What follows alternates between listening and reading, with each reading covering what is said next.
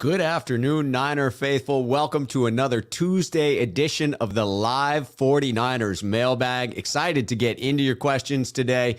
It is the divisional round of the playoffs. We are headed to go play the Green Bay Packers. I am going to be freezing my skinny little ass off in Lambeau Field in, single digit weather. It is not going to be pretty in that regard, but the game should be magnificent. And certainly the questions that came in this week were fantastic, had that playoff energy. I see folks already here, a ton of sneakerheads in the chat. E. Kim coming through in the clutch. E. Kim is reaching out with some information about a critical tailgate, an all-you-can-eat tailgate, which, again, someone who needs to pack on a little bit of warmth headed into Green Bay may need just as much food as he can scarf down prior to. So I'm looking for that email that E. Kim sent my way. Appreciate that. Absolutely do. People are fired up. I'm fired up. Everybody's fired up. The Niners are fired up. The Packers are fired up. The national media are fired up. We are looking forward to this. Miguel Shu coming in. Father, is that you? No, but ironically, my father's name is Michael. And so there's a little bit of transverse stuff happening there. An interesting dichotomy.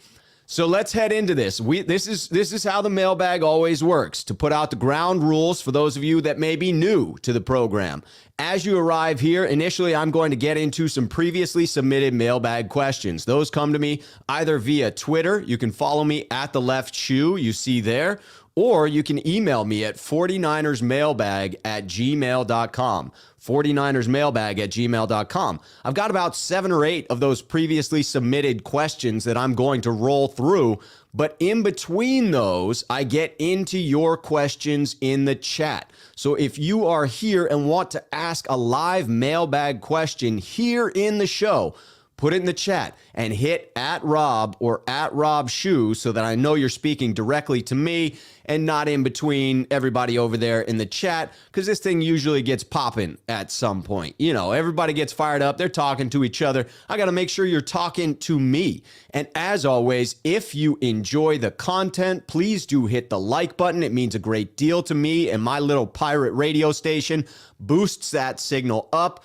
If you enjoy it, subscribe to the channel as well. You can also become a sneakerhead on the channel like so many that are here. Sean951, one of our sneakerheads, telling folks to hit that like button. I'm that 49er fan saying, I'm so excited for this Green Bay game. We need to run. Jimmy G needs no turnovers. I mean, he's the only one since week 13 to turn the ball over. 28-24 49ers beat that butt indeed. Yes, we've got plenty of folks here in the chat celebrating as they should, because the Niners are in the playoffs. Let's get into a couple of these previously submitted questions. This one comes in from a friend of mine. This is a friend of the program, longtime friend, one of my best friends, Dustin K, coming in here. Dustin is a Lions fan, and we don't fault him for that, but we do love this energy that Dustin came in with on Twitter. No questions. I can't stand Aaron Rodgers. That's all. I love it. Just the statement, definitive statement. And Dustin, my man, that makes 2 of us right now at this moment. I haven't always had an immense disdain for Aaron Rodgers. I have not always had that. There was a period of time where I looked a little more favorably upon the young gentleman, but my current level is at an all-time high. I'm calling it ATHD. All-time high disdain for Rodgers right now. My ATHD is peaking at this point. So yes, we share that disdain.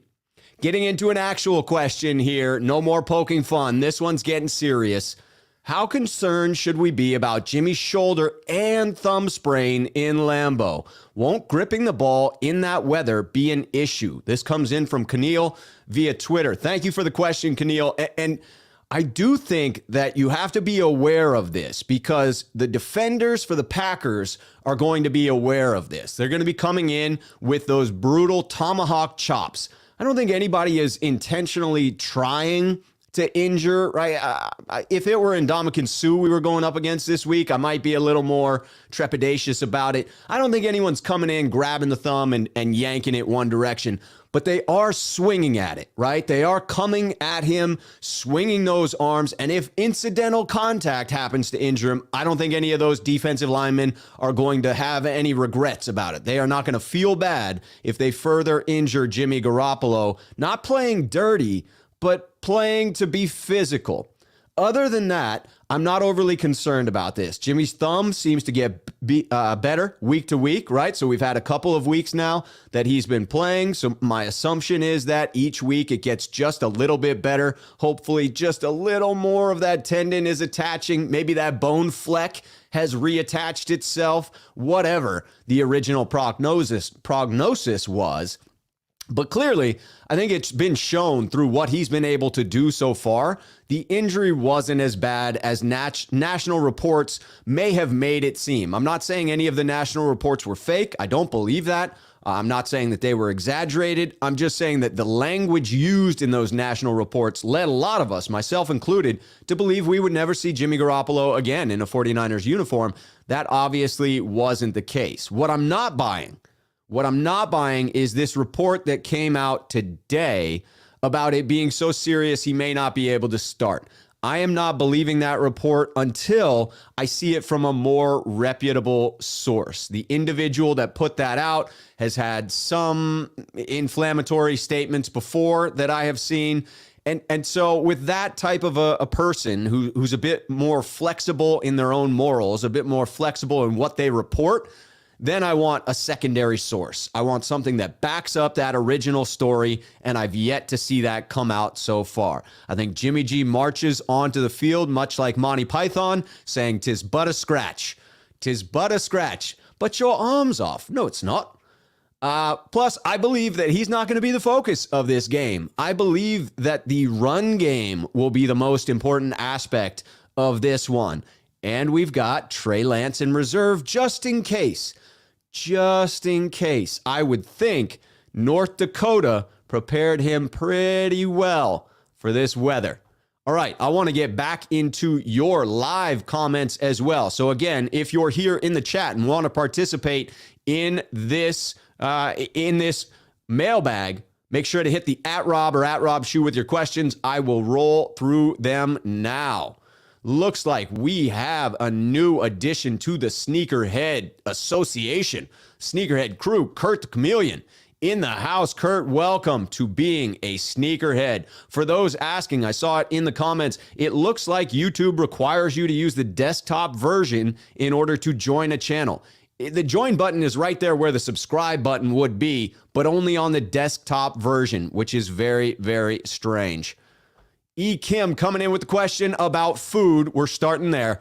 Rob, do you have a favorite tailgate food? I like brats myself. I am also I prefer a Polish sausage, and that goes back to Candlestick Park. My fondest memories of eating food at Candlestick Park, my dad and I would roll in. We'd take the buses from the South Bay, and we would roll up on the buses. God, I remember that diesel smell like it's yesterday. It brings me back to Candlestick. They would drop you around the backside of Candlestick, up around the hillside there, and then you would take the escalators up, and we would immediately stop to get salted peanuts. My father would get himself a large Coors Light or whatever they were serving there. I would get myself a large Coca-Cola, and we would head to those seats. Section 30, row 31, seats 8 and 9. I still have seats 8 and 9 sitting out in my backyard right now from Candlestick Park. Man, those are the good memories. And then we would go right to those slow-ass lines in those concession stands. They were unbelievably, painfully slow. And I would get a Polish sausage and put the Guidon's brown spicy mustard on it. The best, E. Kim. That is what I am all about on pregame. Kurt the Chameleon, not only our newest sneakerhead, but coming in with the question, hey, Rob, you know what wins championships? Defense and front four wins championships. Well, let me think a second. Do the 49ers have a good defense, a good front four? Yes, they do. And you know what else they have? They have a hell of a running game. They have a rookie who is lighting it up. And they have another running back, a wide back, if you will. A wide back in Deebo Samuel. No more fitting title for Deebo Samuel than his own claimed name of wide back. It fits for many reasons. Yes, I do think that what the 49ers have is that recipe for success. I do agree with Sean 951 here saying that Bosa and Warner must play. That is absolutely essential. Sean 951, one of our sneakerheads here as well. Matthew W. Jimmy has thrown 5 interceptions in the past 3 games, more than any other 3-game streak this year. I'm not a Jimmy hater, but we need to start Lance Saturday. Matthew, I think you're going to be in the opposite camp of Kyle Shanahan here. I think Kyle Shanahan is going to cling even tighter to Jimmy Garoppolo at this point because the pressure has ratcheted up, because the stakes have gotten higher, because of everything he's shown to us so far this season about relying on Jimmy Garoppolo and having now successfully executed the plan they set out to execute at the beginning of the year. Both develop Lance, allow him to rest as the backup, and get into the playoffs by retaining Jimmy Garoppolo, paying him his $25 million this season. It worked out to this point, and I'm hesitant to say Shanahan will just all of a sudden back off of that. I understand your frustration. I understand people wanting to say this is untenable play by Jimmy Garoppolo. He makes the wrong mistakes at the absolute wrong moments. I get that, and that's a fair statement.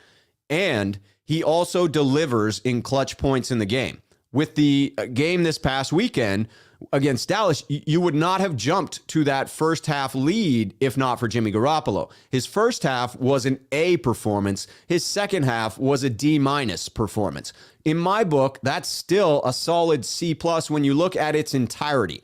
And it is that C+ that helped the 49ers get the win. And I'm pretty sure that's how Kyle Shanahan is going to see it as well. Chris Royal, another sneakerhead on the channel, coming in. Rob, you are a boss. Appreciate that. Very much enjoy your content. Join the Shoe Squad. Chris, appreciate you coming in to say that. That is, it means a lot to me. Being a part of this community means a lot to me. I hope that comes across in my streams. I hope people understand that I am a member of the Niner Faithful, that I say all these things. They come directly from my heart. I speak to you, hopefully not at you, and I hope that you speak back. I hope that we can have a dialogue, because that's what I look for in this space and what I think is so fantastic about these live streams. EMA Beats, an old-time friend coming back in at Rob Shoe. Go Niners. So are we losing our first-year defensive and offensive coordinators, putting both sides of the ball in limbo potentially? I have a bad feeling, Faithful and Rob. I'm not getting there just yet, but I do think there's a chance both Mike McDaniel and DeMeco Ryans are on their way out. They should be hot candidates. They should be getting these interviews. I will wait until either one is hired. Mike McDaniel, sorry, I always add that S at the end of his name. He's not a great interview. Look at the first couple of press conferences he had for the Niners and how the fan base reacted to that. It's going to be that same impression for people sitting down in a room with him. He's a little bit awkward in that regard. Sometimes wildly intelligent people are that way. And I think that bodes well for the Niners. And then DeMeco, that one's a little tougher to call. I think he would come across well in interviews. He's had a hell of a season. But again, he was just a position coach not long ago. It would be a big leap for a team to go all in on head coach. They would need a well-established veteran GM in place to have the confidence to do that. But I think it's possible, and I will be sad if it does. That Niner guy, one of our sneakerheads again, at Rob Shoe. Rob, have you seen Stephen A. constantly trolling Cowboys fans? Honestly, so great. There have been some good things coming out trolling Cowboys fans. I'm here for it. California Bear, Jimmy G plays like a rookie. Why not play Lance? I think the answer to that is the first half. Go back and watch NFL Game Pass, shortened 40-minute review of that game, and watch the first freaking half. Watch the first half only, and then come back and tell me that it wasn't an A performance. It really was, and it was getting up to that lead that allowed the Niners to end up winning that game. Matthew coming in as the latest sneakerhead. I love it, Matthew. Found a way to join. Got through. I love it. Francisco saying he's going to be a member soon as well. All right, we will get back into your comments in just a moment, going back to some previously submitted questions at this point. Again, put your questions in the content, in the comments, in the chat with @Rob or @RobShoe. All right, here we go. This is the next one. Why do you think most fans live in black and white while the world, and especially football, is lived and played in the gray area? This comes in from Don C via Twitter. Now, I believe, what Don is referring to here is mostly the quarterback position, but I think it applies to Coach Shanahan as well, in that you have people who see it one way or the other, black or white, right? That they are not seeing in the middle there. And so with the quarterback situation, it's like, oh, well, Jimmy is terrible. Lance is athletic and brings all these positives, and so we're going with Lance. Or Jimmy's the veteran. He's the one who understands the offense. Lance only had 300 snaps in college. We're going with Jimmy. And I think what this breaks down to, Don, in my humble opinion, and I'm not trying to judge anyone, I'm not trying to throw anything out there. I'm not a scientist, a social scientist either, but I am a reasonably intelligent individual with my own opinions on this. And I would say the bottom line is that we're a tribal species. We like to belong to groups of like-minded people and then attack other groups of people who may share a different set of ideas, right? You go back to tribes, countries, nations, right? All of these things are like-minded people coming together and then having some disdain, typically, of other folks. And so I think that is the case here with Niner fans. Ironically, they're all one tribe, but within one tribe, we've broken out into these factions. And it's fascinating and frustrating for me at the same time. So when you view things as true or not true, that's very simple. It's simple to say it's yes or it's no. To find the gray area in between can be much harder to grasp. Again, I think we are generally lazy in our arguments, and we prefer to reduce conversations to one or two talking points and go from there. In specific, with regard to this quarterback situation, it absolutely requires nuance because both sides of the argument have merit. Tim Kawakami said this in a tweet this week, and I didn't find it to quote it directly, but I'm paraphrasing here, and I agreed with him wholeheartedly, and I've been saying it since before he tweeted it, so I'm not stealing this from Tim, but we share this mindset. Two things are true at the very same time when it comes to Jimmy Garoppolo.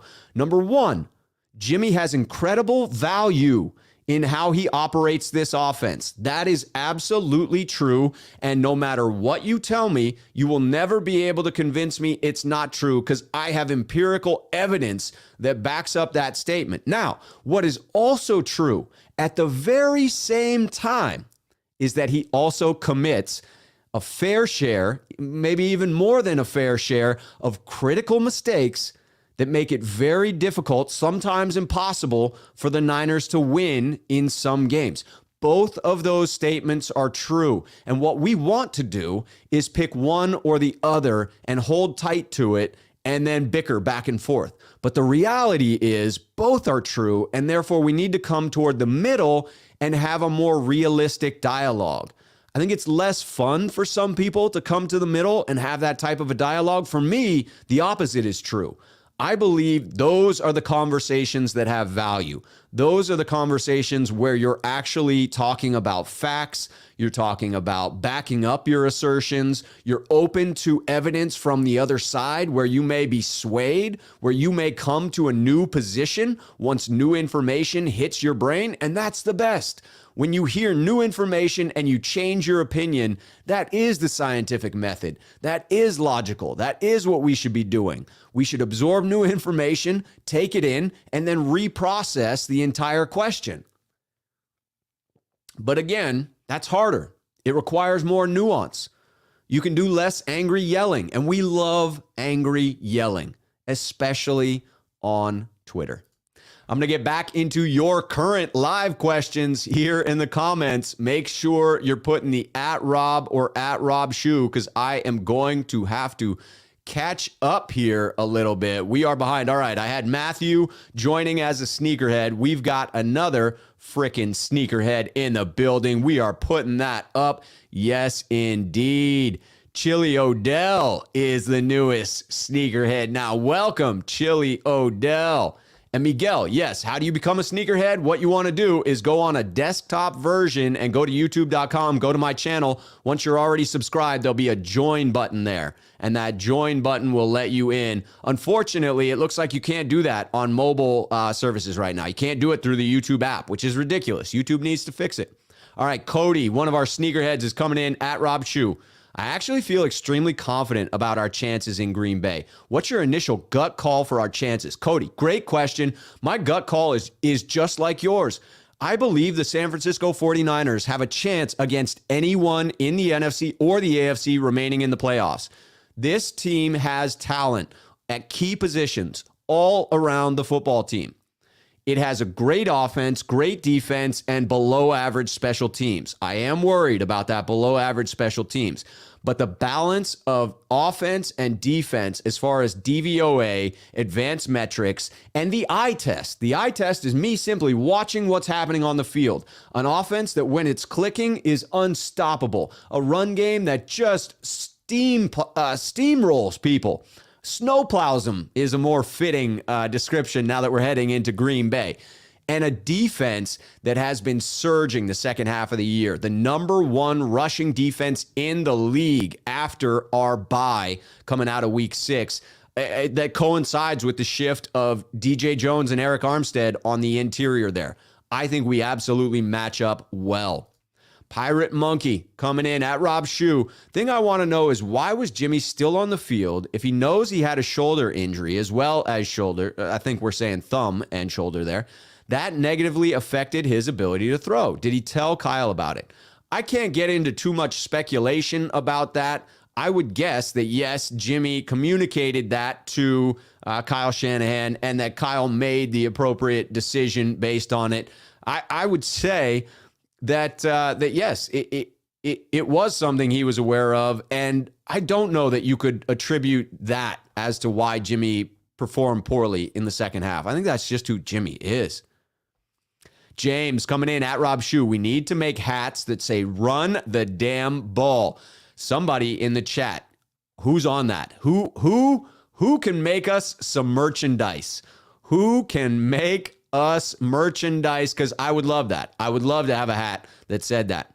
Buck coming in @RobShoe. Jimmy G gets too much credit. No, sorry. Jimmy G, that was just reading the exact opposite of what that meant to say.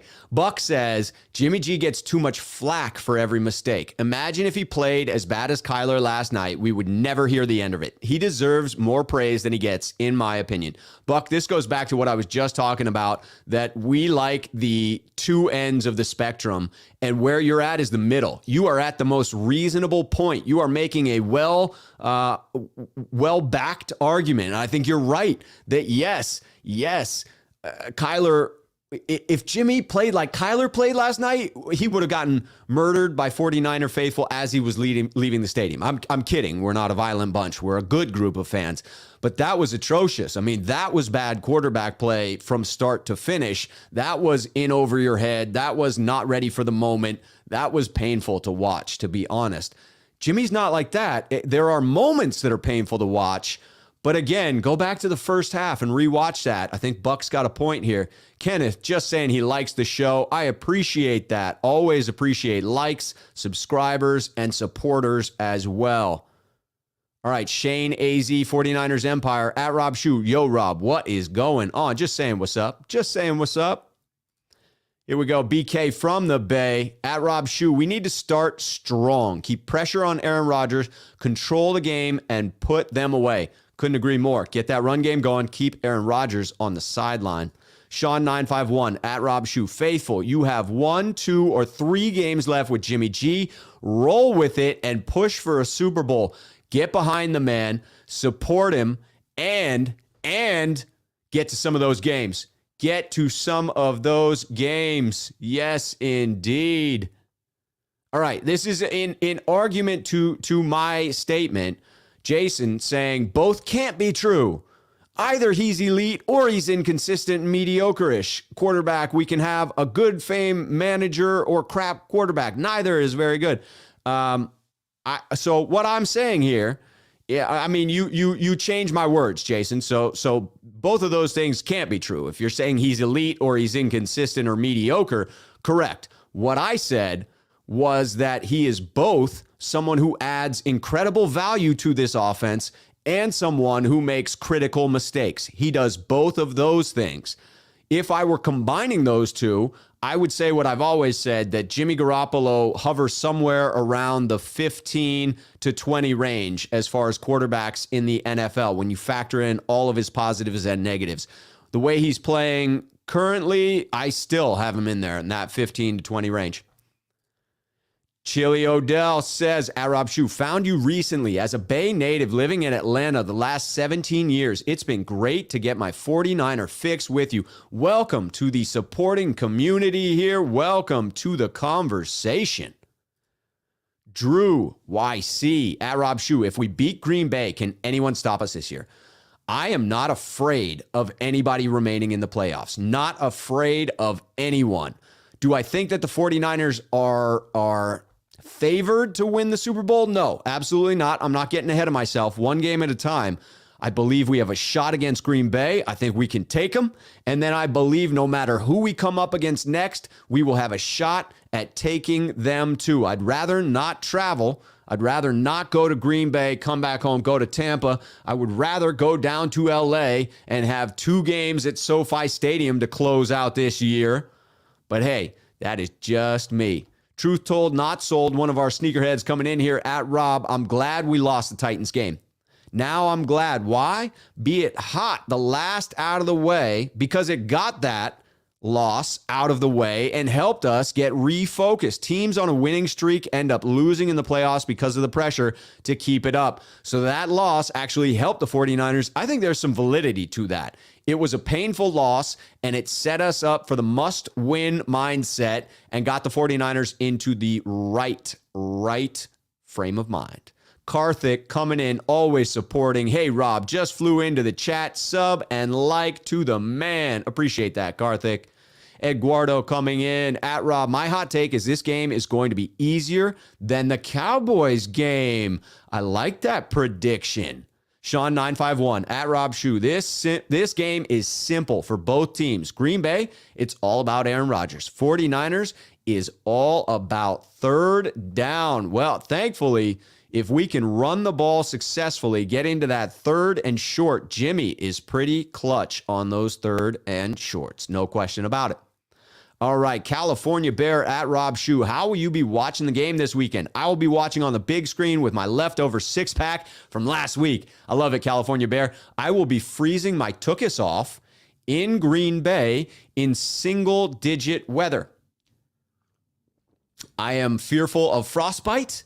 I am fearful of my toes falling off, and yet I will not be dissuaded. I have yet to put a pin in this map right around there where Green Bay hosts their games at the cherished Lambeau Field. And I always said to myself, when I go there for the first time, I want it to be a playoff game. I want to freeze my tuchus off, and I got my wish. I will be there, and nothing's stopping me. Javier coming in, one of our sneakerheads at Rob. Is the shoulder injury legit? And if the shoulder injury is legit and he still played, let him play and go through the pain. Jimmy can do it. Playing through the pain, it's about time. Javier, I'm with you. I think he did play through the pain, and I would expect him to continue. He did it both with the thumb and the shoulder. Hats off to him for doing that. Ike Dragon coming in. Ike.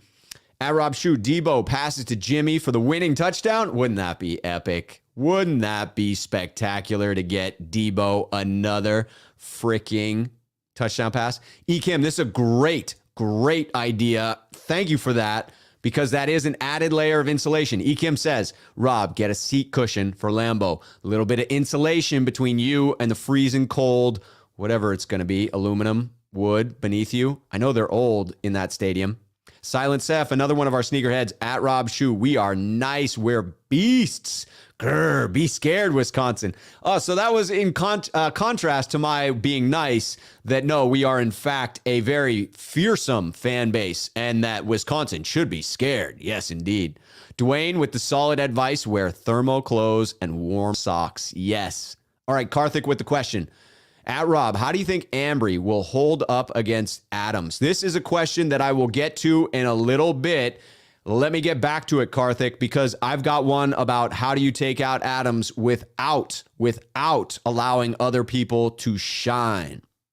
George coming in at Rob Shoe. What's a score prediction for Saturday? I'm thinking 20-17 Niners, baby. I like that. I like lower scoring. I've yet to do my actual research that leads to the prediction yet. That typically comes out Wednesday. So look for the show tomorrow night between two beards at 5 p.m. where I will put out my official game prediction. Chili Odell coming in at Rob Shoe. I think the cold weather favors us. What do you think? I agree. When you have an elite defense and an elite rushing attack, those things typically bode well for cold weather. The injury to Jimmy, Aaron Rodgers being a pretty goddamn elite quarterback, as much as I hate to say it, at least with arm talent, it balances out. I do think the cold weather doesn't hurt the 49ers. I wish they could have practiced in something a little chillier. I'm going to be going out for a walk after this show tonight, and it's going to be at least 40s here. So that's, I'm going to dress with very little on to start prepping the body for that cold weather that I'm going to see. I wish the Niners would be able to do that as well. But they're going to be getting to Green Bay, I believe, on Friday. So they'll have a couple of days to try and acclimate. Karthik, at Rob, do you still think we can win without Bosa or Warner? I'm hoping we don't have to answer that. I think it's easier to see us winning without Warner because of the health of Al-Shaair and Dre Greenlaw coming back. Harder to replace what Nick Bosa does as far as getting pressure on Aaron Rodgers. Eduardo coming in at Rob. I see you're almost at the 5K mark. You deserve it. Love the show. Appreciate that. Yes, the subscribers have rolled in and we are closing in on 5K. Ken Fashion Journey at Rob Shoe. Jimmy is giving all he can this season. As I felt, he ignored his agent's advice and played through the injuries because he doesn't want to let his Niner teammates down. I do think Jimmy Garoppolo, as evidenced by Richard Sherman's tweet and many other statements by fellow locker room mates, is a phenomenal teammate. And I don't think anyone can take that away from him. And if you can't accept that about Jimmy, man, I think you're being a little too hard on the guy, because everyone seems to say the same thing. Kyler V coming in. Keep Rodgers off the field as much as possible. That's going to equal a win for the Niners. Have to agree there. You want the run game to be consistent. Isaiah at Rob Shoe. Players need chicken broth. That's what the Bills players said they used to stay warm during the Pats game. Interesting. I will be drinking some chicken broth this week. JT Hester at Shoe. Love the spelling. Love your stuff, bro. How you feeling about Jimbo? I'm feeling pretty good about Jimbo. I'm feeling pretty good that the Niners are going to control this matchup and Jimmy will deliver on the clutch third downs as he so often does. It's going to come down to that. Robert coming in. Packers are scared. I watched the press conference. Hey, I don't know if they're scared, but nobody is thrilled to be playing the Niners right now. Nobody wants to face that. Michael Irvin was very clear about that early last week, and you can tell why after seeing the matchup against Dallas. Kyler back in. Happy to hear you'll be at the game. You deserve it. Well, thank you, Kyler. I genuinely appreciate that. All right, we got Todd Anderson coming in with the super chat. First Niner game ever at 44 years old. Being from North Dakota, this is one of the closest games for me to go to. on Cloud 9, win or lose, will be in section 405. Todd, this is the healthiest way to go into this one. It's exactly how I'm going in, that I am grateful for the opportunity to watch a meaningful January game at Lambeau Field, the storied Lambeau frickin' Field. Are you kidding me? Are you kidding me? That's a once-in-a-lifetime type of experience. I'm getting chills just saying that right now. Todd, I hope that you enjoy the game. I know I will enjoy the game. I know we will both be grateful for the experience, regardless of the outcome.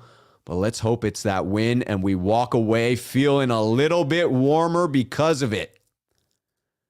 Dad Z Fitness coming in here. Sup, Rob? Excited for Deebo, but concerned about Jimmy and the INT. That's a fair worry. I mean, at the most inopportune times, they do tend to come out. Maybe this is the type of game where the run game is so dominant that you see a reduction in the number of passes thrown. That could be one of the strategies, and I'd be okay with it in this type of weather. I'd be absolutely okay with it. Chris Royal, one of our sneakerheads, Grant said it best. Jimmy is the arsonist and the firefighter. He is both. He is both. I think he deserves a little more credit than saying that he is responsible for all of the 49ers' woes. And I don't think that's what Chris is saying here. But I do think that my friend Grant will at times lay it on a bit thick on Jimmy Garoppolo. I don't feel as passionately about that. I do think, again, that the truth is much closer in the middle and that, yes, he makes mistakes. Every quarterback in the league makes mistakes, even the elite ones, of which Jimmy is not. But he makes the inopportune mistakes at the wrong time and doesn't add very much on the chunk plays. But he operates this offense very well. That's going to be critical in this weather, making sure that we convert a high percentage of these third downs. But again, it's on the run game to stay ahead in down and distance so that we're not coming from behind in obvious passing situations with Zadarius Smith coming back off of injury. We'll get into that in just 1 second. Going to hit one more question before I go back to the previously submitted ones. Silent Seth, one of our sneakerheads. At Rob, do you think Gucci Garoppolo will be able to play Saturday? It went from a definite to questionable. And if not, does that make this game more nerve-wracking or less? Yes, I think he will play. I think that this is a bit more gamesmanship than the original thumb was. It's just my feeling. I'm not seeing the more reputable national reporters running with this storyline. Therefore, I'm not taking it as seriously as I did when those national reporters put their reputations on the line. But if it did switch and you did see Trey Lance out there, to me, it would absolutely be more nerve-wracking because I just wouldn't know what to expect. I wouldn't know what kind of game plan Kyle Shanahan was going to call. I wouldn't know, how Lance would respond in the cold weather. I assume well because of North Dakota. But again, it would be far more unknowns. Whereas with Jimmy, I'm limited to knowing, well, there's a good chance he's going to commit that turnover. But there's also a good chance that he's very accurate on third downs. There's also a good chance that he has a streak within the game where he's on fire for a bit. And then there's the streak where something bad happens, right? So it's a little more of a known quantity for me. And the unknown is the difficult part with Lance. And I believe that's what Kyle Shanahan struggles with as well, is the unknown factor when it comes there. All right, we're getting into the previously submitted ones. Again, if you are here now, put in your comments, questions with @RobShoe if you want them to be a part of the dialogue. Otherwise, I know you're just chatting back and forth with one another. But this one comes in from one of the members of 49ers Twitter that's now currently a member of Green Bay Twitter because he does everything possible for this Niner team to get the kibosh against their opponents. He's willing to be a traitor, and we should appreciate him for it. East Bay Chris. Dear Rob, how freaking sweet was it seeing the 49ers beat the Cowboys in a playoff game again? And Mike McCarthy's head near popping off with anger. Yours truly, East Bay Chris. Chris, my response, Logically speaking, I do not celebrate other people's pain. That goes against who I am as a person. That said, Chris, I'm not perfect. I may strive for perfection, but I ain't perfect. Logically, I do not celebrate the pain of Cowboys fans. Emotionally, coming from the teenage boy who spent many years actively hating the Cowboys and their fans, yeah, my inner child is quite happy at this moment in time. I'm not necessarily proud of that fact, but this smile is real.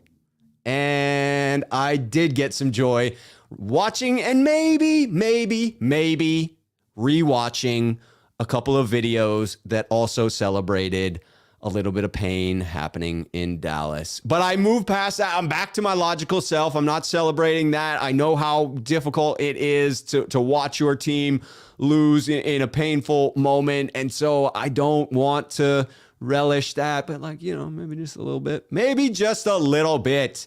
Chris, maybe just a little bit. Rick coming in with our next previously submitted question here. Do you believe Green Bay's returning players from injury will be rusty? This one's interesting. There's a long list of players potentially returning, right? As far as the practice report that came out today, there's only one player that did not practice. Everyone else on the active 53-man roster practiced, save for David Bakhtiari. David Bakhtiari was a did not practice today, but it does seem that he's at least got a chance of playing this weekend, and I do think that would be a major boon for the Green Bay Packers. You have David Bakhtiari and Josh Myers, both O-linemen, potentially coming back. David Bakhtiari, obviously the left tackle, the staple of this team, been out all season. So that's a long, long gap. Zadarius Smith, out since the season opener with a back issue, practiced last week, fully cleared to play. Jair Alexander may return. He hasn't played since October with the shoulder injury. He was limited in practice today. I would expect him back. Randall Cobb also may return. Old friend of Aaron Rodgers. Aaron Rodgers basically guaranteed Randall Cobb is going to be out there. Again, every player on the 53-man roster practiced, save for David Bakhtiari. So will they have any rust coming off of those injuries? I do think it's fair to assume that there will be at least some rust. I think that's less concerning for a position like a pass rusher. Zadarius Smith, all he has to do is get after the quarterback. It's a one-man job. It's a very clear goal in mind, and it doesn't require being in concert with other players. You don't have to have your rhythm back. You just need to beat the man in front of you, get to the quarterback, and sack him. That is the position that I think is potentially the fastest to return to form. More concerning would be a lineman, because even though David Bakhtiari knows the position through and through, he's a part of a unit, and the unit has to play together as one in order to be effective. Look back at the San Francisco 49ers and the evolution of their offensive line throughout this season. You can't tell me they aren't a different unit now at the end of the season than they were with these same players, 8-10 weeks ago. It was gelling together that made them who they are, that made them as good of a unit, in particular, run blocking for this unit and getting out onto the second level. Pretty crazy. Now, a starting cornerback, that one's a bit of a wash for me, because it is an individual effort. They don't have to work in concert quite as much, but they are a part of the secondary in many different schemes. In a zone scheme, if they're passing off the player, then communication comes back into effect. I think that they're often out on an island, especially with a high caliber cornerback like Jair Alexander, and so not quite as concerning. But I think it's reasonable to assume that at least one of these players is going to start this game slowly, and the Niners need to test that out. They need to run directly at Zadarius Smith. They need to take shots at Jair Alexander. They have to test these things early, but test them in a way that is respectful of the talent that is returning to the field. All right, going back into your current comments just to see if I have missed. Yes, we have our super chat in here. Kyler V coming in.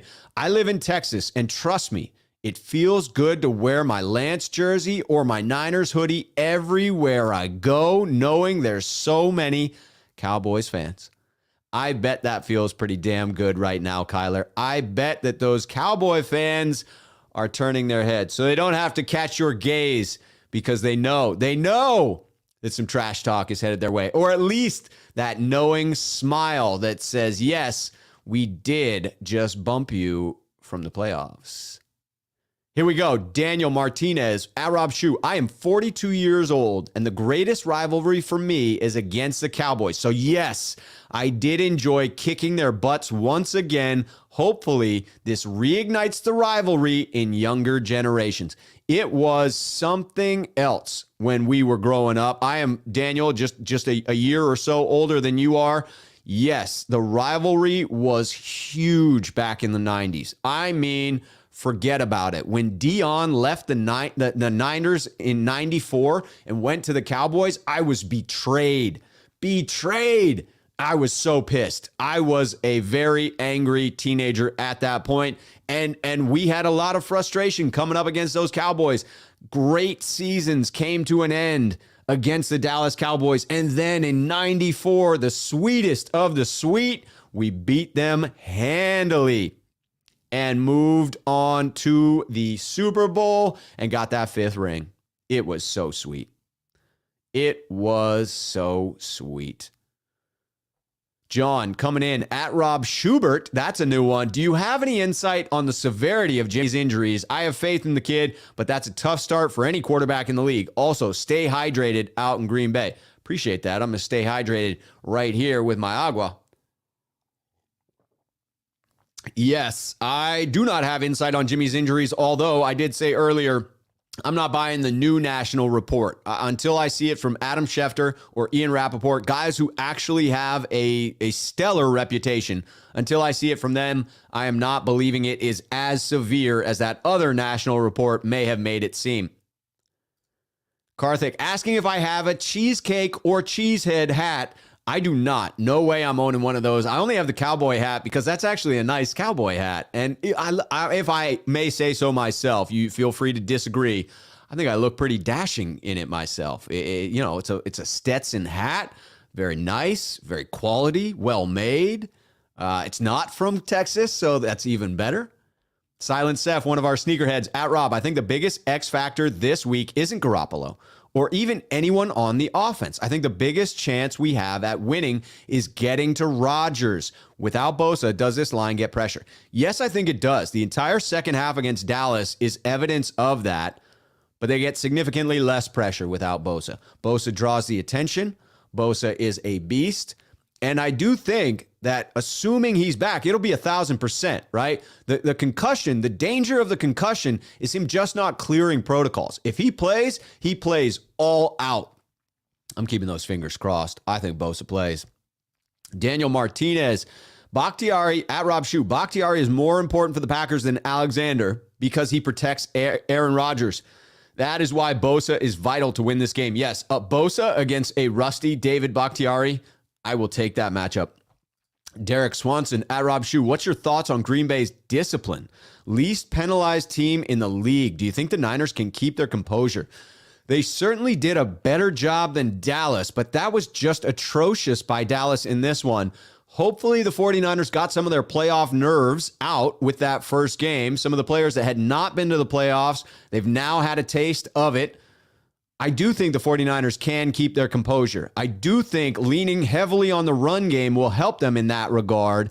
And the reminder for Jimmy about the weird motion and snapping it too early on Trent Williams, I think that's akin to losing to Tennessee, that it could end up helping the 49ers. Jimmy needs to remember, stay calm, stay focused, stay present in the moment. Shane, this one is what I am concerned about. Shane AZ 49ers Empire at Rob Shoe. What is our special teams going to look like in the cold?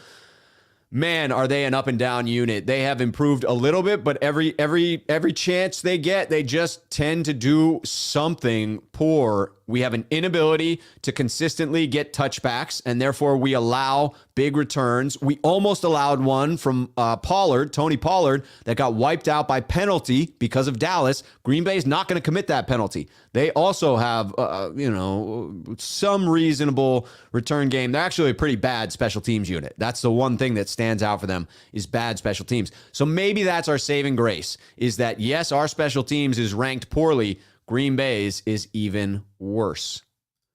Karthik saying, Rob, I think Aiyuk will cook Alexander, though, like he did with Mr. 11 interceptions. A little trash talk against Mr. 11 interceptions. Diggs. Thomas Luttrell at Rob Shue. Which non-star has to step up and have a star-type performance for us to win? I'm going to go with someone along the defensive line, and it depends on your definition of non-star. I don't think this man even for as much credit as he gets, I don't think he gets enough credit, and that's my man, DJ frickin' Jones. DJ Jones is a star. He doesn't often get mentioned as a star. He's a star just like that little star right there indicates. He is going to be one of the key defenders this week. He is going to help stuff Aaron Jones and make the Packers one-dimensional. He is going to get pressure when Aaron Rodgers drops back to pass on early downs, first or second downs. You have Eric Armstead and DJ Jones, both great at stopping the run, but also phenomenal pass rushers. That will be critical, getting to the Packers on early downs, forcing them into third and long. Moses coming in again at Rob Shue, third time commenting. I'm loving the misery of the Cowboys fans. I'm enjoying it. Hey, I don't judge anybody else celebrating some of the misery that may be experienced. I mean, in all fairness, Cowboys fans talked a lot of trash, so some of them had a little bit of karma coming. Flav, if Jimmy can't go and we don't get to see if he can prove everyone wrong, that would be awful, especially if Trey sucks it up. The debate would never end. I'm not sure I follow that, Flav. Put it in again. You don't have to do the super chat. I'll look for another comment from you just to make sure. But I understand. So if Jimmy can't go and we don't get to who's C, if he can prove everyone wrong, that would be awfully, especially if Trey sucks it up. Yeah, that's a hard one for me to decipher there, Flav. I really want to. I believe Jimmy's going to be able to go. So that is first and foremost for me. But put in the rest of the question just in a normal chat if you want, and I will get to that. Texas Niner, one of our sneakerheads coming in. If I went to the Green Bay game, I'd be cutting cheese left and right. No cheese would be left uncut. Texas Niner, I am now going to be warming myself in the stands by cutting cheese just because of your inspiration here. I love it. I love it. I love it. And Kyler just now got it. I love it. At Rob Shue, I just now understood the sneakerhead reference. LOL. Yes, it is the Rob Shue sneakerhead play on words. Yeah, it's obvious, but it's not obvious at the same time. Karthik, at Rob, I think the MVP on offense for the 49ers will be Mitchell and Deebo. The run game travels greatly in the snow. I agree with that. Kalen, Eric Rice coming in at Rob Shue. Green Bay is nearly home for Trey Lance. What kind of advantage could that give the Niners if Jimmy G can't go? I do think that his cold weather experience would be huge because there would be so many other factors he would have to overcome. Again, I do not think he will have to go. I believe Jimmy's going to be ready, but it would give him a distinct advantage being a rookie coming in, having experienced the cold. Malk the Believer, one of the sneakerheads, don't hate on Jimmy. He's got us this far. I'm with you on that energy. I am with you on that. All right, what you talking about, Willis? Coming in, one of our sneakerheads. Not sure if it was talked about. Defensive points given up last 5 games. Chicago 30, Baltimore 30, Cleveland 22, Minnesota 10, Detroit 37. Offense is capable of putting up points. Woof. Yes. we just got to get that run game going. We just have to make sure that we are putting ourselves in third and manageable situations. No obvious passing downs. We don't want them to be able to put a confusing look out there. Bring exotic blitzes to confuse Jimmy Garoppolo with a drop back linebacker. Those are critical areas where we tend to struggle. If we are able to stay rolling, get the run game going, and put up points like what you're talking about, Willis is talking about here, that would be wonderful. Just get rolling. I'm telling you, this team has the potential to beat up on opposing defenses. Hopefully we see one of those games on Saturday. I do think, though, it's going to be a close one. I think it is going to be a freaking heavyweight fight, just like Dallas was toward the end. Gohira, Jimmy hasn't gotten us this far. He holds us back. Again, back to the argument around Jimmy Garoppolo. I do think you have to get into the nuances of it if you want the truth about it. Mark the Believer, Jimmy is a G. I'm telling you, back and forth, if we don't have the discussion about what makes him more toward the middle, then we just find ourselves on these two opposing sides. All right, the Sentinel, at Rob Shue, how many points do we have to drop on Aaron Rodgers to make sure we escape with a W? How many points do we have to put up on Green Bay to get out in front of Aaron Rodgers? It's tough to say. This could be a low-scoring affair with the weather. It could be that 20 to 17 range. I tend to think that you're going to have to score in the 20s, to get out of this one. I like Javier's prediction here, 23-17. I think 23 could get it done for a win. Mark coming in. At Rob, we need to keep Rodgers off the field. The less time Rodgers has to do damage, the more chance for our defense to stay fresh. Do you think we'll be fine with the cold as well? I do think so. I think that the 49ers are a physical team, and typically physical teams can handle the cold a little bit better than the finesse teams. George Laramie coming in. I don't know why people already starting to hate Trey Lance. He's not Kyler Murray. They're not the same quarterback. Kyler is a scrambler. Trey is not. I would agree on both of those points. Well, three of those points. Number one, way too early to hate on Trey Lance. That seems ridiculous to me. Number two, Trey Lance is not Kyler Murray. They are two very distinctly different quarterbacks. And I would agree that Trey is much more of a pocket passer who can use his legs, and Kyler is a scrambler first and foremost, and tends to use his legs quite a bit to get out of the pocket. JT asking for the parka I was talking about. I need to bust it out. It is upstairs. It would take me too long to go get that and bring it back down. But JT, look for the program tomorrow. Between Two Beards, I will try to remember to grab that parka and show it off. It is vintage 90s stuff. Vintage 90s stuff. Mark the Believer, at Rob Shue, laughing with the Jones family barbecue sauce. Got to try it sometime. I am giving away 2 bottles of it very soon. We are putting it out. Someone's getting to try it for free. That's the way we are going to roll, because I've got some extras. I want to put it out there. Truth be told, not sold. Truth told, not sold. At Rob, Kyle Shanahan, bring Rice, Young, Montana, someone in to talk to the group like Ric Flair came to hype us up in 2012. Yes. Woo! Let's get it going. I will tell you, that would fire me up. Get Ronnie Lawton there. Ronnie. Tyler, at Rob Shue, Jimmy's tough, but if Trey needs to step up, do you think he will rise to the occasion and keep Niners hyped the way Jimmy does? I do.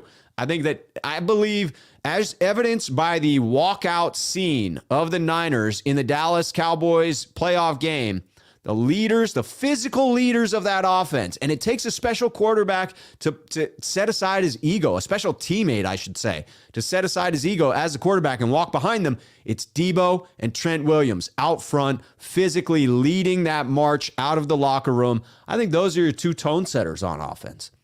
I don't think you're looking at Jimmy Garoppolo as a tone setter. Yes, he's got the right mental makeup, but the tone setters are Deebo and Trent, and they are going to be front and center. All right, find in that chat. I know I saw it in here. Joe E., one of our sneakerheads, coming in with the super chat. Joe E. saying, I hope we get the 6th trophy, but do you think we win 3 more between Jimmy, travel, and these dramatic, exhausting games? Joe E., this is a great question and hard to predict the future like that. Like I said earlier in the broadcast, I do not believe that we are favored to do so, but I think we have a hell of a chance against anyone that we face in these playoffs. I'm not scared of anyone. Anyone that we play would look at us as a tough opponent, and we pack the critical elements that you need to be successful in a postseason run. Elite defense, elite rushing attack, solid on third down conversions, and that's really all you need.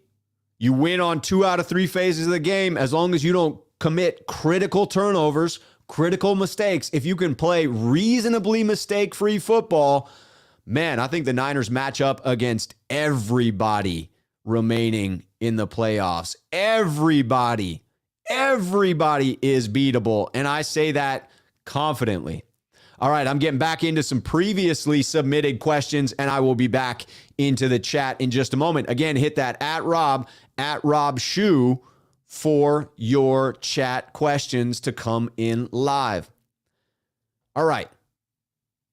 Ooh, I had that up the whole time. Good thing I was just flipping back and forth between comments.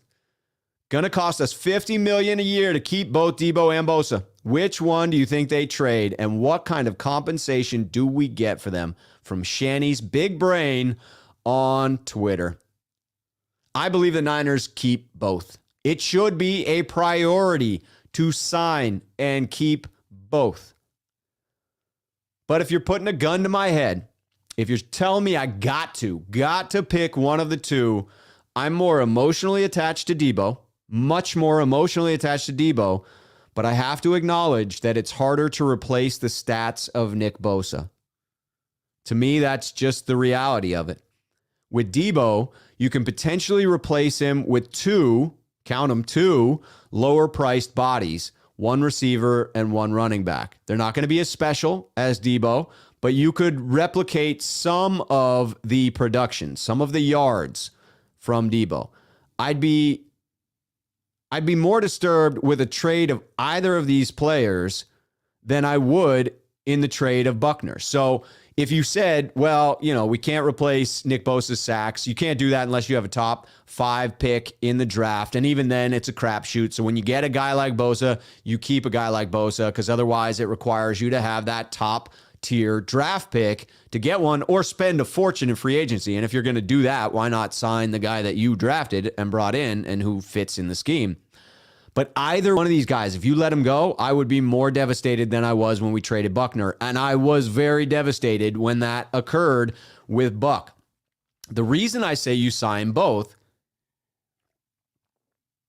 is my firm belief that you could backload the hell out of these deals. The salary cap is absolutely going to explode in 2023.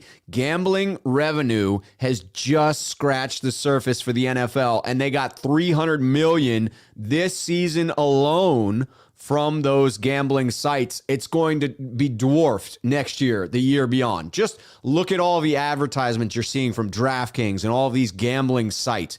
They are having a field day, and the NFL gets a piece of all of that. And therefore, the salary cap takes a piece of all of that.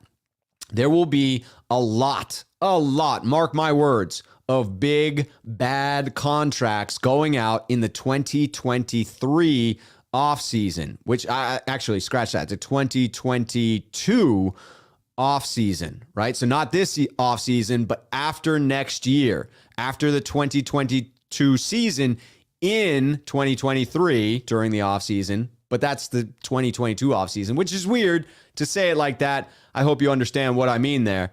Right now is when you want to lock in those players. You want to make sure that you're paying them now and backloading those contracts. I think you can get both under the cap.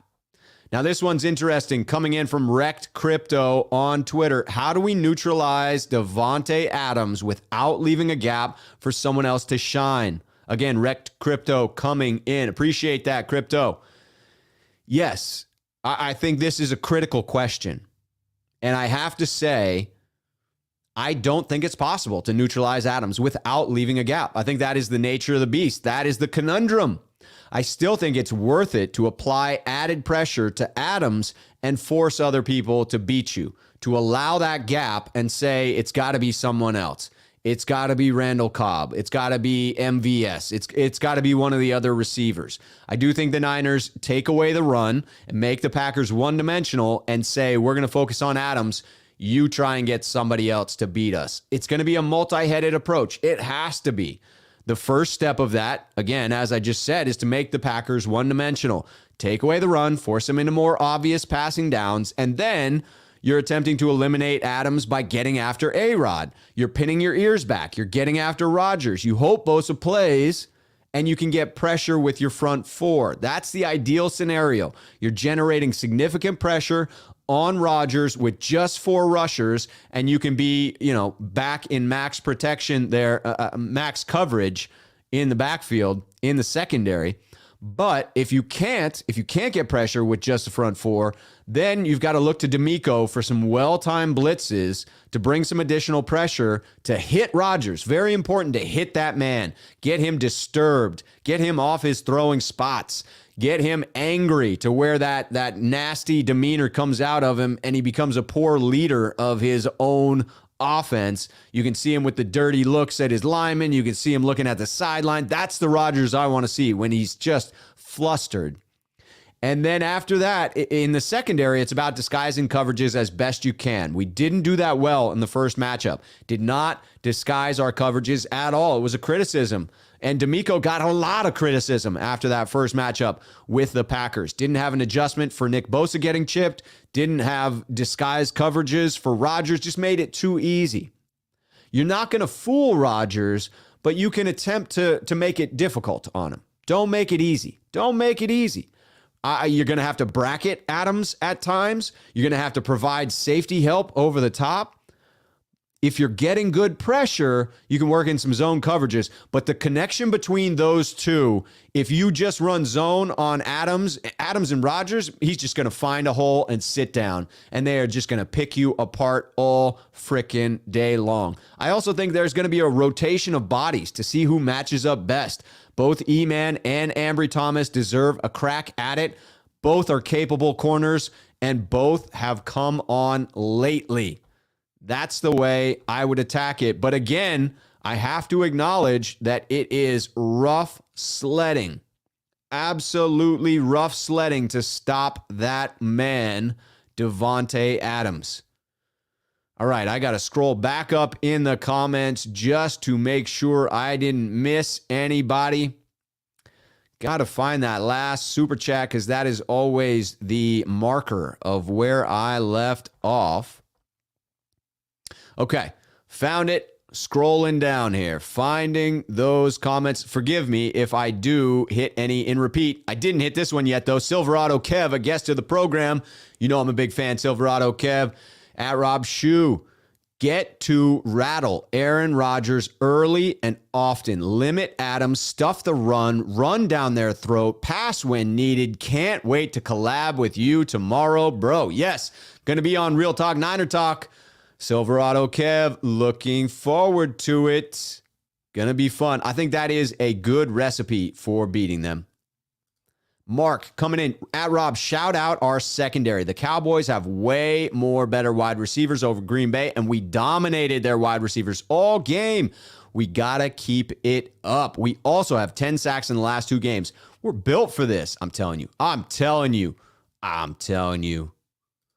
Team Prez Productions at Showtime Rob. Jimmy G played in a game like this before the 2019 run. The damn ball. Showtime Rob. Yeah, I agree. Run the ball. Run the ball. This was a good one. Karthik at Rob. Did you see the kid reporter Dylan interview Deebo post-game? Deebo is just such a wholesome and down-to-earth, positive human being. What a cool dude and a healthy combo. I agree. That was great. And Deebo is such a positive dude. If you don't follow him on Instagram, go follow him. He is constantly putting out positivity. He is definitely motivating himself to be elite this year. Tony Vang at Rob Shue. As of right now, 2022 49ers team way better than 2019, in my opinion. We got this in the bag. 35-17 Niners. Let's go. Hey, this version team better than 2019? I like to hear it. I would enjoy seeing that. JT pointed out at Rob Shue. I don't know if y'all realize, but North Dakota State's home field was a dome. So, yeah, but he lived there. So, he got used to it. All right, scrolling through. Got to catch up a little bit. If I miss one of your comments, feel free to post it back if you know I've missed it. All Day Niners 007 at Rob. I had flashbacks of the Super Bowl, overthrow, pick, and even added a mistake on the 4th and inches. I don't hate Jimmy. Just needs to chill on the mental mistakes. Let's hope he got them all out of his system. Karthik wants to know, where do I get the barbecue sauce? You get it from Big Dave's Barbecue, but I have heard, because I'm promoting it, that it is sold out. So you may have a hard time getting it, but I'm telling you, Big Dave's Barbecue Sauce, you can find him on Twitter. It is DJ Jones's dad, and a portion of all proceeds goes to charity. I get no piece of it. I just enjoy DJ Jones. I enjoy the fact that they give a portion of their proceeds to charity, and I want to support it. Flav coming back in. Would love to trade Jimmy for a second rounder and trade Trey for a washing machine and get Rodgers. Flav, I am not there with you, but I do think we will trade Jimmy for a second and a fourth. That's been my prediction going into it, and I don't think it has changed. I am on board with Trey and starting with him next year, but I get the fans who say they would take Rodgers because he's a proven commodity. It's hard to fault that logic. If you were choosing between an unproven rookie or a proven veteran like Aaron Rodgers, it's hard to go with the rookie with logic. It's hard to make the case for that. I get it. CT Law. Vegas line moved the minute Jimmy was not sure if he would play. If they thought Trey was an upgrade, line would have went the other way. You agree? I'm not entirely sure about this. The storyline was, somebody said that the line swung. It didn't really swing. It moved a half a point. And that happens in Vegas. Anytime anyone goes heavy on one team or the other, the way in which Vegas compensates for that is they move the line and try to entice bettors to bet on the other side. Vegas wins no matter who wins or loses. They get a piece of every single bet. So their ideal scenario is to have the exact same amount of money bet on each side so that they don't lose no matter what happens, because they just got, say, 10% of everything. And then they don't have to pay out more than they took in on the opposing bets. So I see that line moving very slightly as just a sign that people were betting the Packers, that people saw what happened with the Niners against the Cowboys. They attributed that win primarily as a Cowboys loss and gave us less credit for actually winning the game. And so people are thinking that the Packers may be heavily favored in this one, and I just don't see it that way. I see it as being a great matchup for the Niners, and I do think they have what it takes to play in the cold. San Francisco 49ers at Rob Shue. Again, this matchup seems perfect for our team. That's what I'm saying. Shark Jerky at Rob Shue. Good question. Do we lose now or in the Super Bowl because Jimmy G is killing us soon? Shark Jerky, I am not here for the negativity. I don't understand the desire to be like, well, we're losing anyway, so might as well lose now. Get that negative-ish on out. I'm not talking trash here, Shark Jerky, but what I'm saying is, enjoy this. The Niners are in the freaking playoffs, man. We just beat the Dallas Cowboys. Enjoy that. It doesn't happen often in your lifetime. Don't waste it being negative. Don't waste it believing, well, we're just going to lose anyway, so why should I get excited? You should be excited because the Niners are in the playoffs. You should be excited because we have a chip in a chair. We have a chance to win the frickin' Super Bowl. Let's go.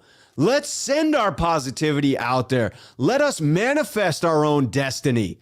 Let us get fired up. Let us get our heart broken if we want to. That's the way I roll as a fan. That's the way I want my fellow fans to roll, with hope. That's what being a fan is all about. Now, I'm not telling you how to be a fan or not be a fan. This is just my take on it. Everyone has a right to root for the Niners or not root for the Niners, however they see fit. But I clearly feel very passionately that it's a better experience for you. It's a better experience for the loved ones around you if you can remain in positivity.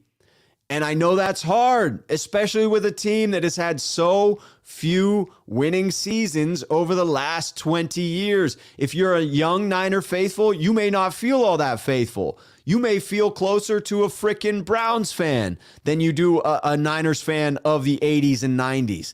But those of us that remember know what this franchise was able to achieve, and we see something special in what this current head coach, front office, and roster makeup has the potential to be.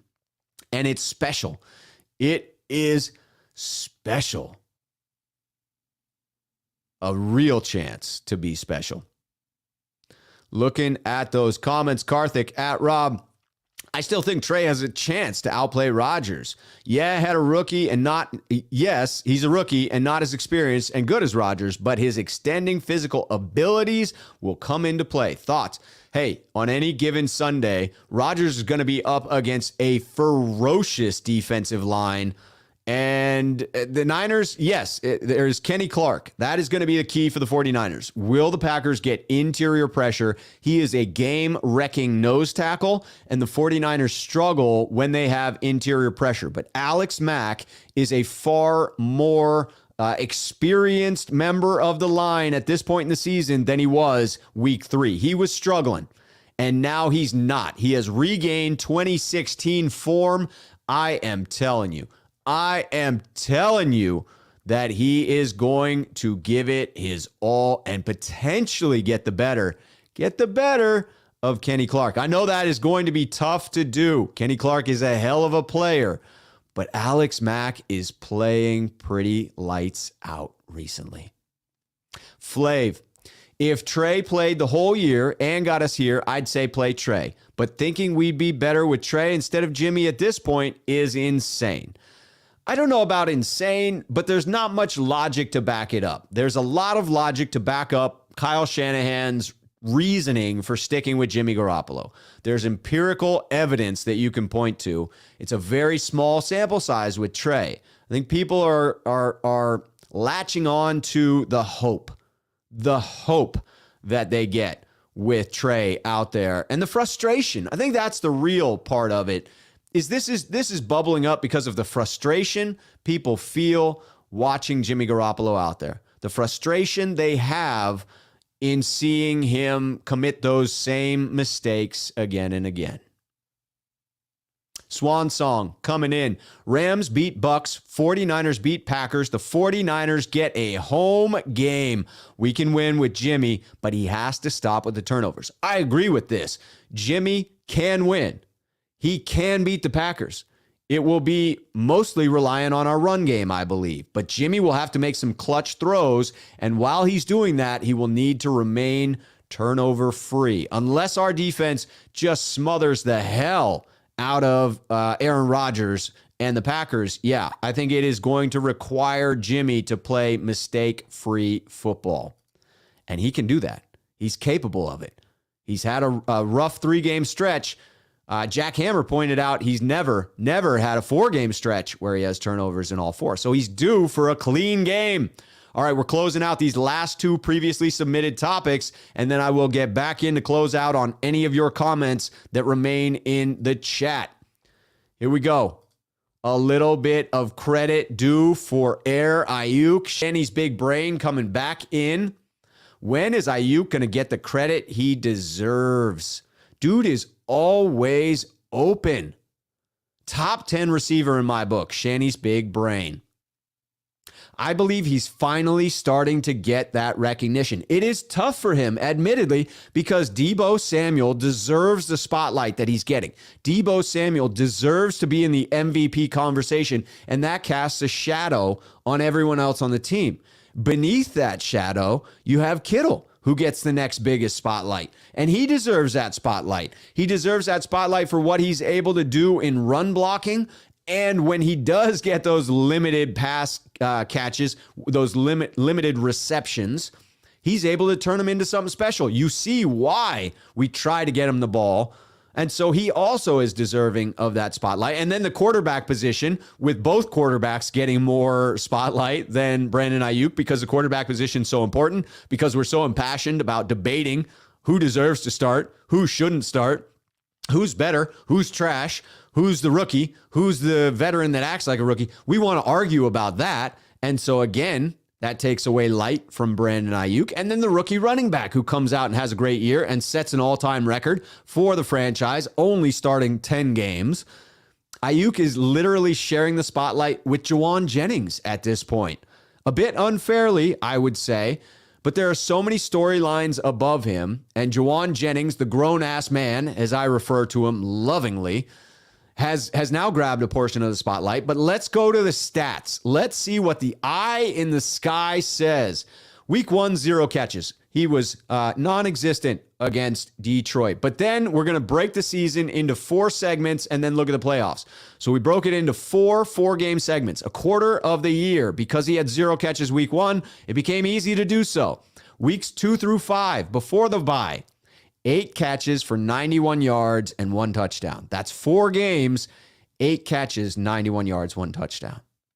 Then he picks it up a little bit. Second quarter of the season, weeks 7 through 10, 14 catches, 166 yards, still 1 touchdown. But that's emerging. That is showing me something there. Now, down the stretch for the second half of the season, in the third quarter of the season, 19 catches, 293 yards, 2 touchdowns. Follow that up, the last 4 games, weeks 15 through 18, critical stretch of the season, 15 catches for 277 yards and a touchdown. And oh, by the way, against the Dallas Cowboys, 5 catches for 66 yards. The second half of the season, that's the real Brandon Aiyuk. I don't know what happened at the beginning of this year.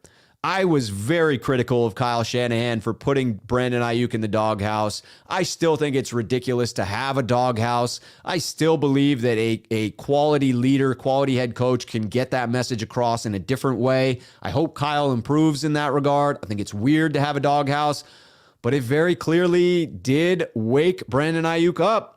It did work to some respect. I think it was stressful for him, and it could have broken him. It broke Dante Pettis, but it did not break Brandon Aiyuk. And maybe that's what Shanahan, little Freudian slip there, thinking of Harbaugh. Maybe that's what Shanahan is trying to do, is either break him or force him to be better than he is. Because that way it is sort of shit or get off the pot at that point, right? Forcing it. Last one here, last question. What is more dangerous? A team that has had time to rest or a team that is hot? This is the question. 49ers or Packers? Packers fully rested, getting healthy. All of the members of the 53-man roster, save for their star left tackle who's been out all year, they all practiced today. That's a healthy team. That's a rested team. The Niners are surging. And I think history teaches us that the team that's peaking at the right time is typically the team that goes furthest in the playoffs. The fear is that it could be a little bit of both for the Packers, that they're able to both play their best football and be well rested. But if I've got to choose one, I'm always going with the momentum. Momentum is huge. Uncle Mo has been staying with the San Francisco 49ers. They have proven it over and over and over again lately. To me, it is the Niners that have the momentum, and it is that momentum that is going to carry them through Green Bay onto the NFC Championship game. That's my bold prediction. Getting back into the comments, making sure I hit all of yours before I get out of here. I see that super chat having come in here. Gotta get to it. Jace coming in. Love your show, Rob. Way better than Grant, LOL. Have faith. Haters will always hate, no matter the quarterback. Hey, cheers to you, Jace. Grant is a friend, so I enjoy his program as well. But to the viewer, they get their choice of what their cup of tea is. I think a lot of people watch both. I understand some folks are a little more frustrated by the type of conversation that Grant gets going on his channel.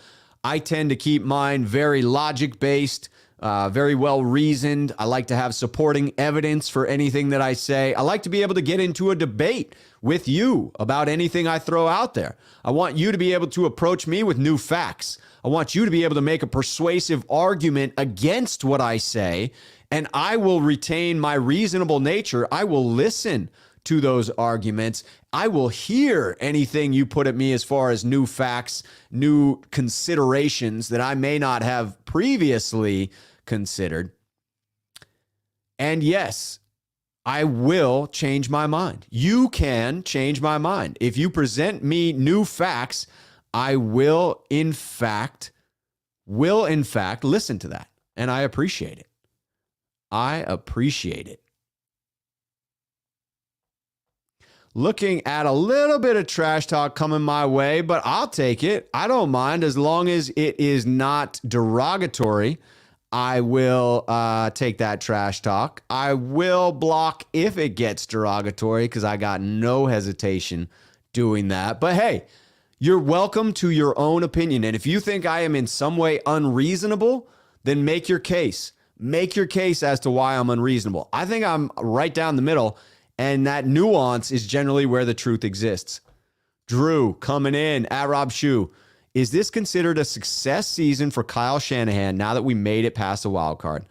Drew, that's a great question. And I think it has to be viewed as a success. They kept Jimmy Garoppolo at $25 million for just this reason. They wanted to make it to the playoffs this year and have a chance at the Super Bowl. And that's where they are. They made it past wild card weekend. They beat the Dallas Cowboys. They are not one and done. They are playing in the divisional round against the number 1 seeded Green Bay Packers. And they got a chance to win this one. It's got to be a success. People will paint it otherwise if they do not advance and win the Super Bowl. But that championship or bust, championship or the season is a waste mentality, you don't have me on that one. That to me is just not the case. It is hard enough making the playoffs. It is hard enough being relevant. Yes, I think this is a successful season.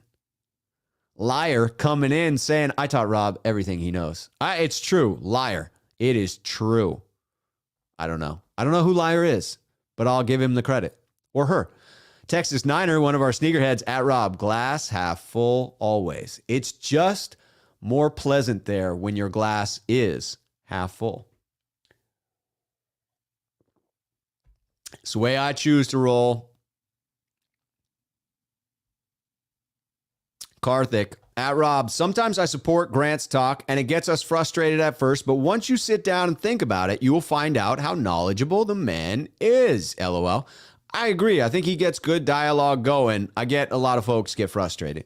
Malk the Believer, a sneakerhead here, at Rob Shoe. I enjoy Grant's takes and his volume of videos. That being said, I love Rob Shoe, and he is definitely the best Niner commentator. Malk the Believer, thank you. That hits home. I mean, that is flattering. I appreciate that. I love the support from this channel, man. Cannot say it enough. Cannot say it enough. LZK coming in at Rob Shoe. Is Trey Lance so bad that Kyle has more faith in a broken Jimmy garbage? See, this to me is just the type of take that I can't take seriously. LZK, I cannot take you seriously here because Jimmy is not a garbage quarterback. That's the problem I have with this. Does it say something about Kyle's faith in Trey that he starts Jimmy above him? Yes. It says that Kyle trusts Jimmy more than Trey. But when you then make the logical leap to Jimmy being garbage, that's where you lose me because it's just not supported by facts. But if you can bring facts to the argument, I'll always listen. Steven coming in. Tinfoil hat is on. Okay. Tinfoil hat on. Boop, boop, boop, boop, boop.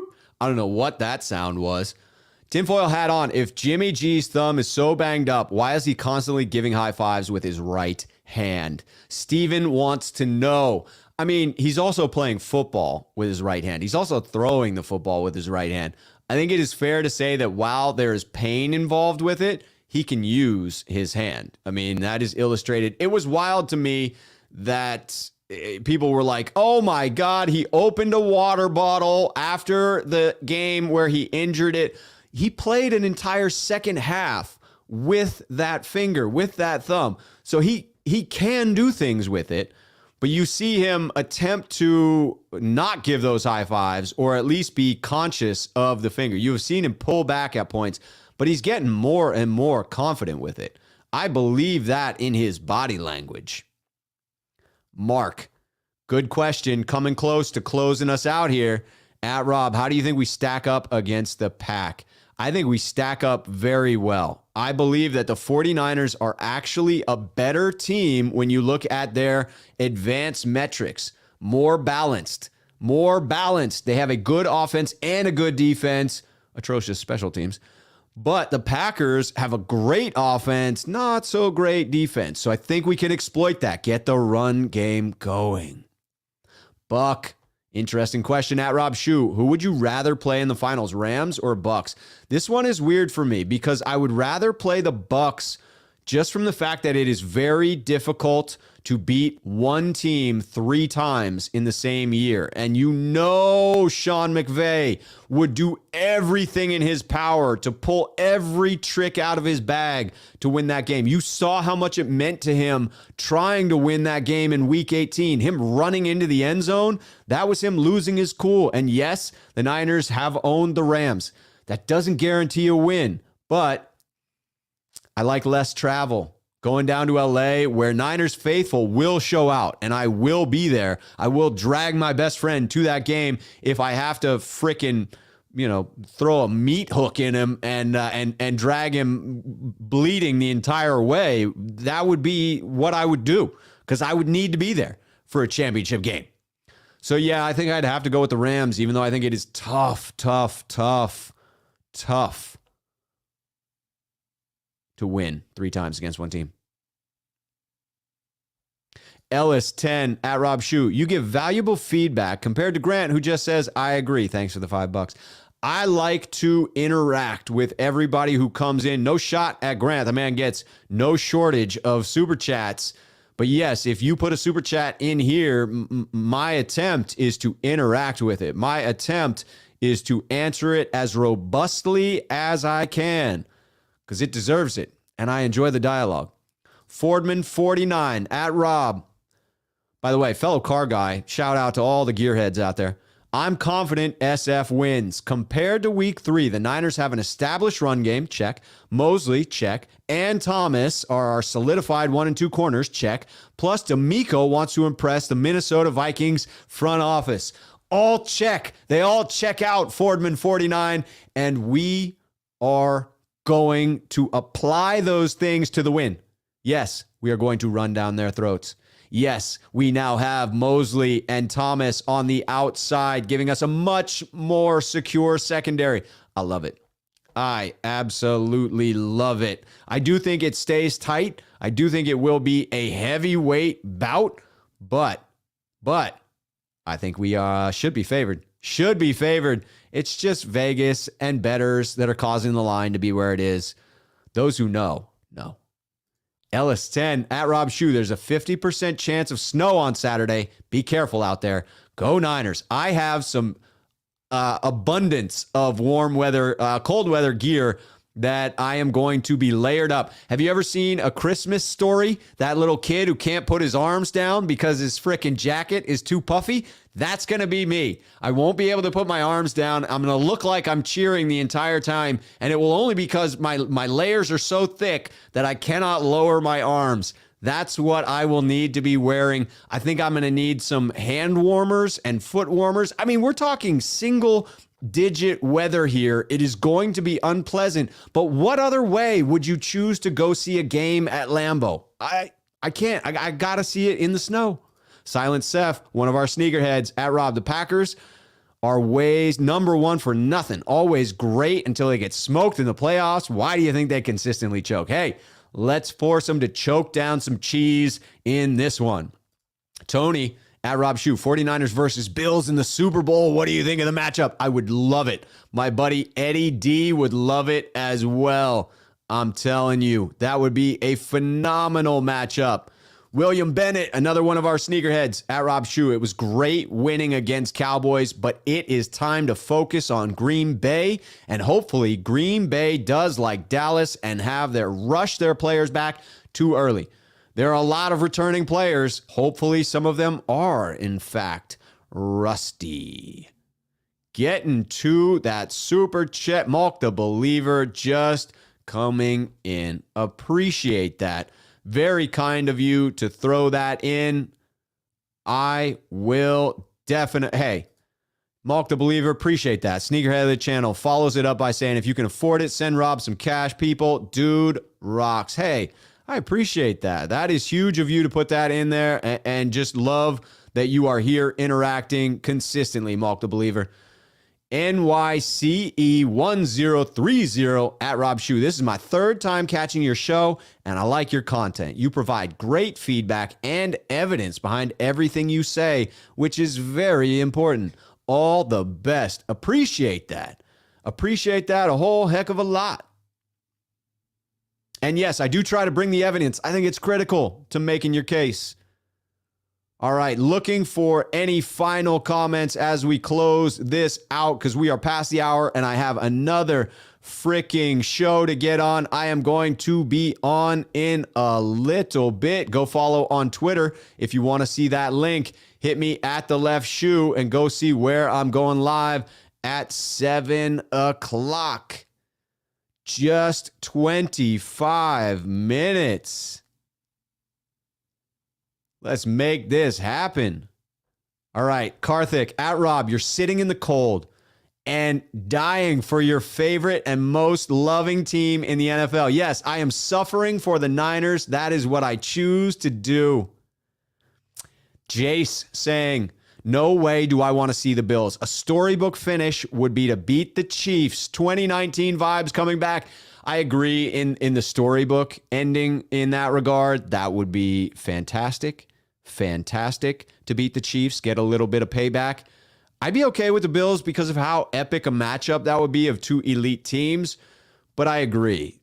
It would be sweet revenge to beat the Chiefs. Joe Stoll, one of our sneakerheads, coming in. Sorry I was late. What's the status of Jimmy G's injury? Unknown at this point, Joe. Keep your eye on the practice reports. Keep your eye on the practice reports this week. EMA Beats, I'm not sure I understand. Miracle on 34th Street status, huh? I don't know that I get the reference. If it's a play on words or something with my Christmas story thing about the kid with the arms not going down, maybe. I don't know. People are loving the 2019 vibes. Let's make it even better than the 2019 vibes. Let's frickin' finish this one. Malk the Believer at Rob Shoe. Next time I drive up to Washington, I'm stopping in Portland to buy you a beer, my friend. Please do. Let me know when you're in town. That goes for any of you. When you come through Portland, you let Rob Shoe know. We are absolutely going to be out there representing. That didn't even make sense. I was trying to read a comment as I was doing it. Yes, hit me up when you're in Portland. Hit me up if you're going to be in Green Bay. Let me know if you're going to be seeing this game in person like I am. If in fact you will be in Green Bay. Because it's going to be a hell of a game. And I think our Niners are going to beat the Pack. I think we walk out of this one with a victory. I will be back tomorrow, 5 p.m. between two beards, me and Randon McMahon, as per usual. Come back, bring your energy, bring your chat questions, bring that enthusiasm for your San Francisco 49ers. On your way out, if you enjoy the content, please do hit the like button. Consider subscribing to the channel. I appreciate all of your support. I will see you tomorrow. And until then, cheers, 49er faithful. We in the playoffs.